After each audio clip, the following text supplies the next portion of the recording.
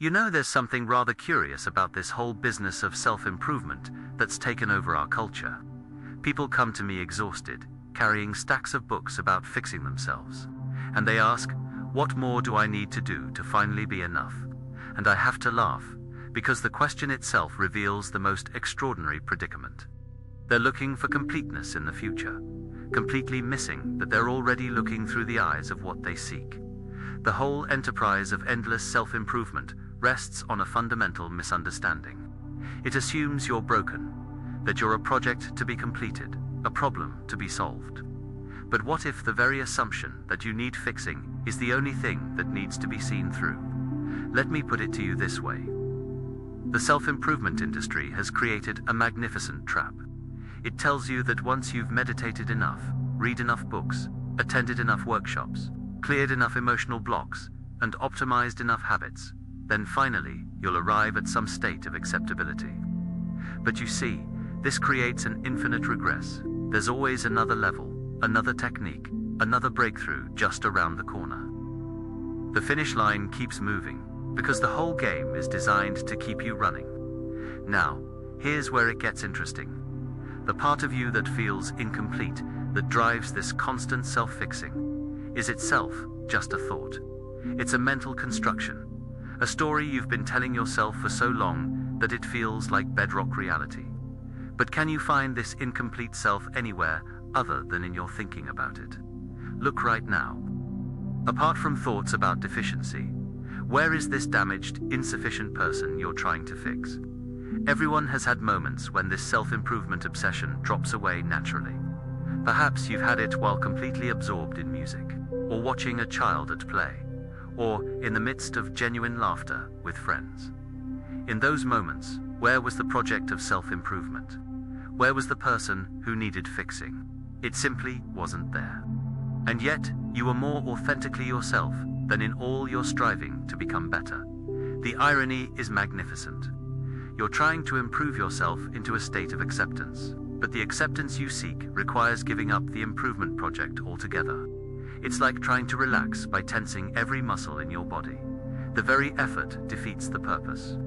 You see, what we call self-improvement is usually just ego decoration. It's the ego's attempt to make itself more impressive, more acceptable, more special. But this is based on the illusion that you are your ego, that you are this separate, skin-encapsulated self that needs constant upgrading. The whole business keeps you trapped in identification with a fiction, a ghost in the machine that's supposedly running the show. Let me tell you something rather shocking. There's nothing wrong with you. There never has been. The voice in your head that narrates your inadequacy, that constantly judges and finds you wanting. You can hear it, can't you? You can be aware of these thoughts of inadequacy, but if you can observe them, you can't be them. The awareness that witnesses these thoughts of brokenness is itself untouched by them, like a mirror that remains pristine regardless of what it reflects. Think about it. Who is aware of your thoughts? Who notices your feelings? There's a deeper you, an awareness that's present before any thought about yourself arises. That awareness has never been broken. It was there when you were 3 years old. It's here now, and it will be here on your deathbed. It doesn't improve or decline. It simply is. The ego can't stand this, of course. The ego's entire existence depends on there being a problem to solve, a goal to achieve. If you're already complete, what's left for the ego to do?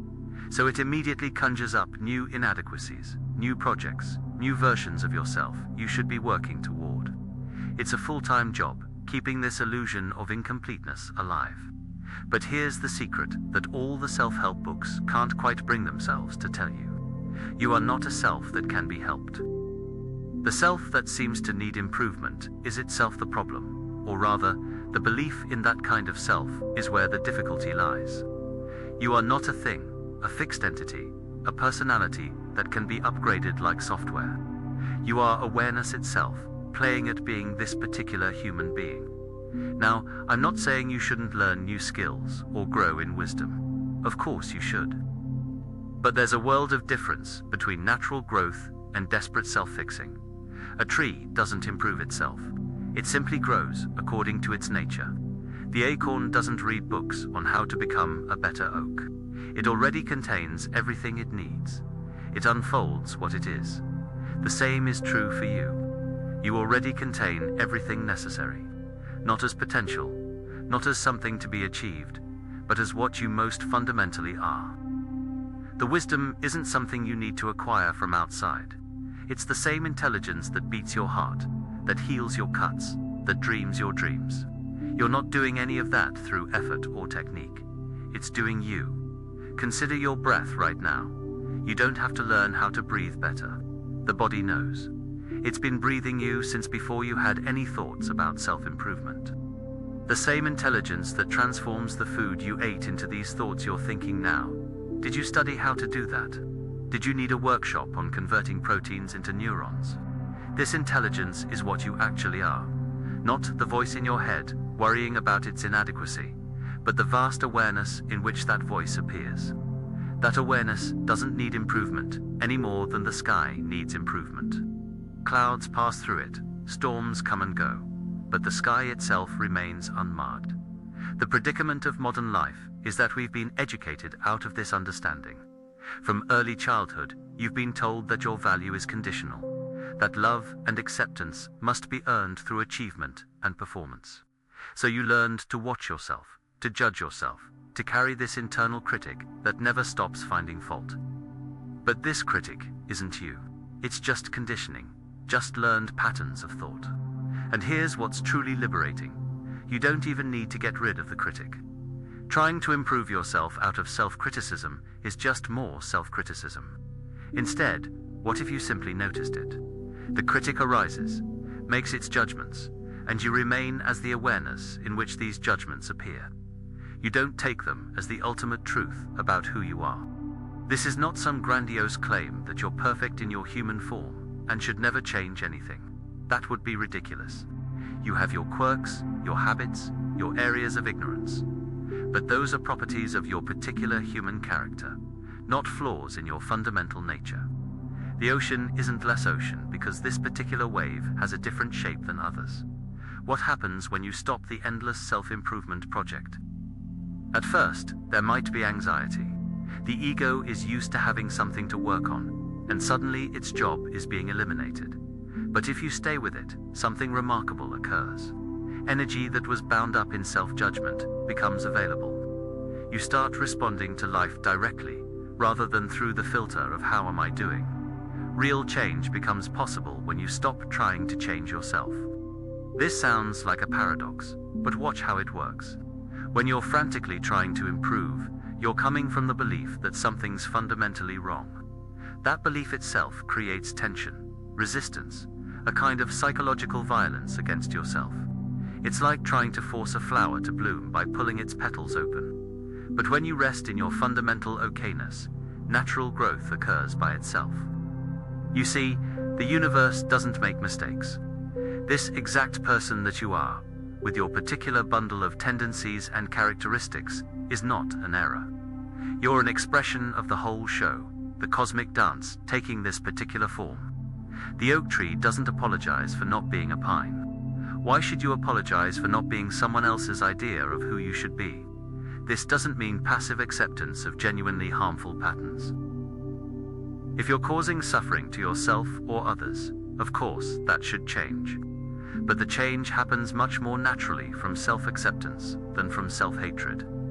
You take care of what you love, not what you're trying to fix because it's broken. Think about how you treat a dear friend. When they're struggling, you don't barrage them with all their faults and how much they need to improve. You offer presence, understanding, perhaps gentle wisdom. What if you offered yourself the same kindness? Not as a self-improvement technique, but as simple recognition that this human being you are deserves as much compassion as anyone else. The liberation I'm pointing to is immediate. It doesn't require years of work. In this very moment, can you find anything actually wrong with what's happening? Not with your thoughts about what's happening, not with your judgments about whether it meets your standards, but right here, right now, in this direct experience, before thinking about it. Where's the problem? Most of what we call problems are conceptual. They exist in time, in stories about past and future, I should have been better is about a past that no longer exists. I need to improve, for the future is about a future that never arrives. But the only place you actually exist is here, now, in this present moment. And in this moment, before thinking, you are simply what you are, complete, whole, aware. The mind rebels against this. It says, but what about my real problems? My difficult relationships, my career struggles, my anxiety? Yes, those experiences are happening. But the you that witnesses these experiences remains untouched by them, like the screen remains unchanged by the movie. You are the screen, not the movie. The movie can have all sorts of drama and struggle, but the screen is always pristine. This understanding changes how you relate to your human experience. Problems don't disappear, but they lose their absolute reality. You see them as temporary weather patterns in awareness, not as statements about your fundamental nature. And from that spacious awareness, you often find that solutions arise spontaneously, without the desperate striving that characterized the self-improvement approach. There's a profound rest in this recognition. The endless becoming can finally cease. You're not on your way to being acceptable. You don't need to arrive at some future state of worthiness. The journey's over. You've already arrived. You've always been here. The one who's searching and the treasure being sought are the same thing. Now I can almost hear the objection. But if everyone just accepted themselves as they are, wouldn't society fall apart? Wouldn't we lose all motivation for growth and change? And there's a confusion here that needs clearing up. I'm not talking about complacency or lazy satisfaction with harmful patterns. I'm talking about recognizing your fundamental completeness before any qualities, before any achievements or failures. From that recognition, growth happens naturally. The tree doesn't strain to grow. It grows because that's its nature. When you stop the violent project of self-improvement, you don't stop growing. You grow more truly, more in accord with your actual nature rather than some imposed ideal. The river doesn't improve itself into the ocean. It flows according to gravity and the shape of the land. An ocean it becomes. What I'm describing isn't a belief system or a philosophy you adopt. It's a direct seeing, available right now. Stop trying to be better for a moment. Stop the commentary about whether you're measuring up. Just be aware of being aware. That's it. That simple capacity to notice, to be conscious, that's your fundamental nature. Has it ever been damaged? Has it ever been insufficient? The thoughts about inadequacy appear in awareness. The feelings of not being enough appear in awareness. But awareness itself, can it be inadequate? Can the space in which things appear be lacking? It's like asking if the space in a room needs improvement. The furniture might need rearranging, but the space itself is perfect as it is. This is what all the spiritual traditions have been pointing to, beneath all their different languages and practices. Not that you need to become enlightened, but that you need to recognize what you already are. The Buddha nature, Christ consciousness, the Atman that is Brahman, these are just different fingers pointing at the moon of your own awareness. You are already that which you seek. And yet, here's the final twist.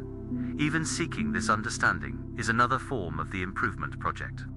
Even spiritual seeking can be the ego's way of maintaining the illusion of incompleteness. So what I'm inviting you to isn't seeking, but seeing. Not becoming, but being. Not improving awareness, but as awareness, recognizing itself. These are just more words, more concepts, more items on the menu rather than the meal itself. The actual seeing happens in the silence between thoughts, in the gap before you label experience. It happens when you stop trying to get somewhere and simply notice what's here. Not as a technique, not as a practice to improve yourself with, but as the most natural thing in the world, like coming home after a long journey to find you never left. You are the awareness in which the whole drama of self-improvement appears. You are the light in which the shadow of inadequacy is seen. And that light, that awareness, that you, before all your stories about yourself, has never needed fixing. It is complete, whole, perfect as it is. It is what you most fundamentally are. So perhaps the deepest spiritual practice is simply this. Stop trying to be better. Stop the violence of self-improvement. Rest as what you are. Not because you've achieved some exalted state, not because you've finally earned the right to rest, but because you are that reality looking at itself through these particular eyes. And reality doesn't need to improve itself into something more.